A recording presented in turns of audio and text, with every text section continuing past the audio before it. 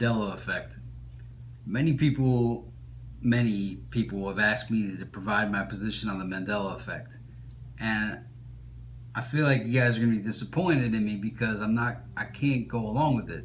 Correction, I can go along with the Mandela Effect so long as we understand the Mandela Effect as collective false memories, like memory implants, such as in the movie The Island or Dark City, where they all recalled Shell Beach, foods or restaurants that people swear are good yet realize they've never tasted or attended, media crafted opinions, but blaming it on CERN or quantum computers or time machines, I'm not so sure about that. It feels like disinformation. And here's why.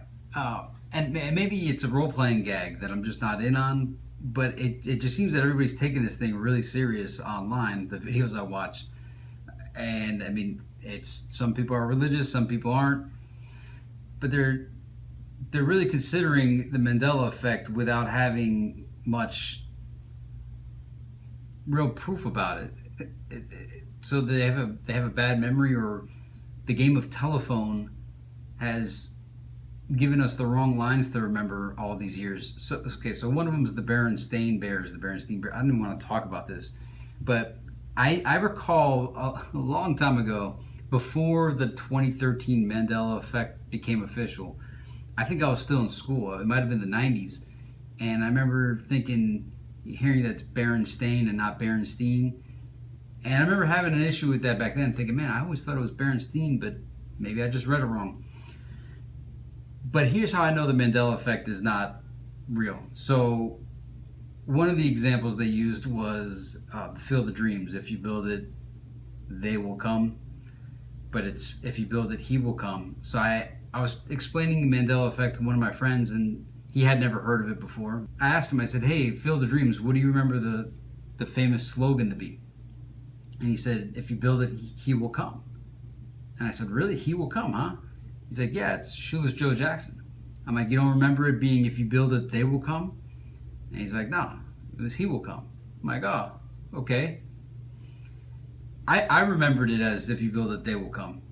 But he remembered it the accurate way. And then I said, well, hey, what do you remember the adult diapers to be? And he says, it's like depend, right? So then I asked my dad, I said, hey, what about the peanut butters, the competition to Peter Pan and Skippy peanut butter? He said Jif. And I see a lot of the channels, people remember it being Jiffy peanut butter. But I asked somebody, my dad, who likes peanut butter, and he said Jif right off the bat. He didn't say Jiffy, he said Jif. So there's so many, science requires something to be consistent across the bat. And I'm not trying to push science on you guys. Oh, and this is the other part too with Mandela Effect. So some people are associating this with CERN, that they're colliding particles, creating dark matter, rifts in the time-space continuum, or superposition theory, the slit experiment, the multiple realities, quantum mechanics, quantum theory. Honestly, have any of you seen a quantum computer or used one to know if what they're telling you about quantum computers is true? I heard about quantum computers in the 90s, and to this day I still haven't seen one. Have any of you ever seen a particle collider, collided particles on your own, or seen dark matter for that matter, pun intended? None of us work at CERN. None of us really know what CERN does. They could be making this up all this time. Who knows what they're really doing? So what, they're making butterfly effect things on time? I don't want to be the party crasher. I love believing in funny things. I think it's a funny gag if everybody's doing this as like a role-playing game.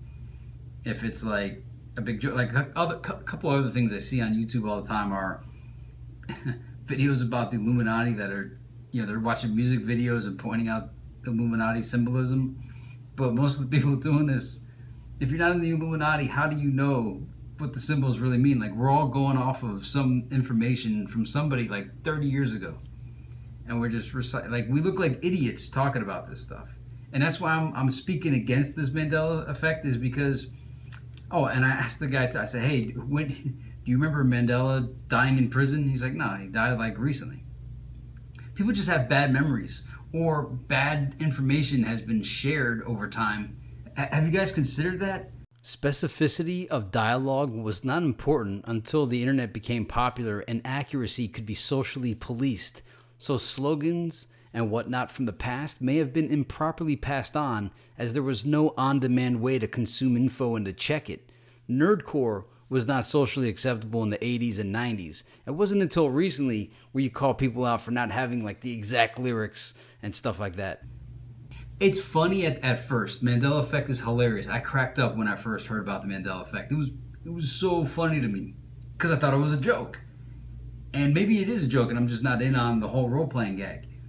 But I've watched so many videos about this now, and it seems people are really taking this serious, unless, of course, it's a big gag. If it's a gag, then sorry, I ruined the gag. But look, there's a lot of susceptible people, and since there's an abundance of Mandela Effect videos out there, all saying the same thing with the same behavior pattern, you're doing a disservice to people that are susceptible or impressionable, and they're going to start thinking that people are playing with the time-space continuum, which they probably are.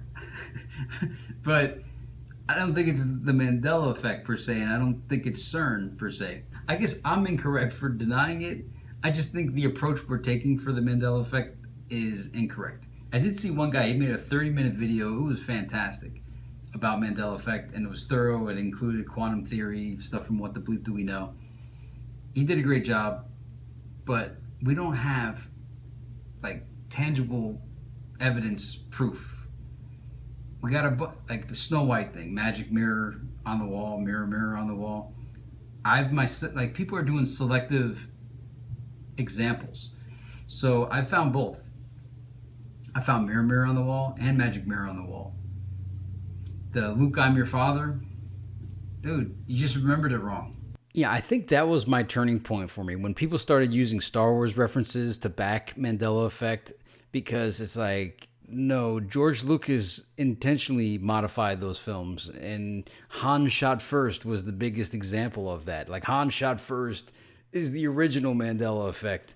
So anything Star Wars related should automatically be disqualified. You can't use Star Wars because they continuously change and add and modify the original Star Wars trilogy. So using that, that was my turning point when I started seeing Star Wars being used to prove Mandela. No, they keep modifying that film.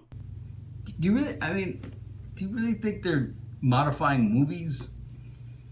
Unless you got some real tangible evidence, but all you got are people getting all offended that their movies have been modified. But the reality is they just have a bad memory. I'm not the debunker kind of person. I'm not doing this to be a debunker. I'm doing this to say, hey, this is ridiculous, dude. Creating multiple realities, or the other one, that our timeline has been altered. How do you know? It's quantum theory and quantum mechanics, but you can't even, if you can't prove it, if it's Schrodinger's cat and you can't prove it, if it's the observer, the role of the observer, once you observe it, it negates the experiment. It's not science. We can't prove it. It's almost like, it seems like quantum theory was made up as like a conspiracy theorist's holy grail. It can never be proven or disproven. Now, I don't have any proof that it's not happening. Do you think our books, the titles have been modified? It's not out of the realm of possibility. I entertain the idea that that is possible to happen. The Shazam one, though. Shazam with Sinbad playing a genie. I remember that. I remember thinking that I didn't want to see the movie, and I couldn't figure out. Like, I enjoyed Sinbad at the time, and I thought, man, why do they keep casting people in these strange roles? So I'm not sure how we confuse Sinbad with Shaq and Kazam, but a lot of people remember Sinbad being a genie in Shazam. I remember Sinbad getting played out near the end, and I stopped liking him because he just became like way too mainstream. He was fun when he was a side character, but when he became the main character, he kind of got played out. Man, I really do remember that Shazam, but again, man, who knows why? I don't know. I think the Shazam is a good example, though. Mandela Effect gone right for all of us is when we have these memories like Shazam and then realize, wow, how is there no tangible evidence of it? I think that's good. Like when we call that Mandela Effect, that's cool. But then when we go off the deep end, blaming on time-space continuum alterations and then getting all upset, if you're not acting, it's weird. That's my piece. Hey, if you got tangible evidence for Mandela Effect, go ahead, drop it in the comments. If you got links, if you got, I'm talking hardcore, real science stuff, that something I can put my teeth into, let me know. I'll make a video supporting Mandela Effect. I've watched a lot of videos. They're amusing. Let's keep it real. All right, see ya.